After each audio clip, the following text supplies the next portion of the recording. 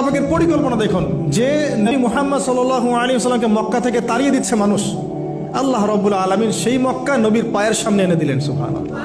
মাত্র 8 বছরের ব্যবধানে। যে বদর যুদ্ধে মুসলিমদেরকে একদম নিঃশেষ করে দেওয়ার প্ল্যান করা হয়েছে, ওই বদরেই আল্লাহ রাব্বুল আলামিন আবু জেহেলের মৃত্যু লিখে রাখলেন। যে ইউসুফকে কুয়ায় ফেলে দিল তার ভাইরা, সেই ইউসুফকে আল্লাহ পাক সেখান থেকে রাজপ্রাসাদ, সেখান থেকে কারাগার, সেখান থেকে আবার নিয়ে আসলেন মিশরের পলিটিক্যাল পাওয়ার। আল্লাহর পরিকল্পনা। যে ইয়াসরিব একসময় ইহুদিদের দাপটের জায়গা ছিল, ওই ইয়াসরিব মুসলিমদের করতলগত করলেন আল্লাহ পাক হিজরত করিয়া। বাদশাহ নাজাশী আবিসিনিয়ায়, আমি তো মালয়েশিয়াকে একটা আবিসিনিয়া মনে করি, এখানে মাশাআল্লাহ এরকম পরিবেশ আছে, শান্তিপূর্ণ ইসলামী পরিবেশ। বাদশাহ নাজাশীর এরকম পরিবেশ ছিল।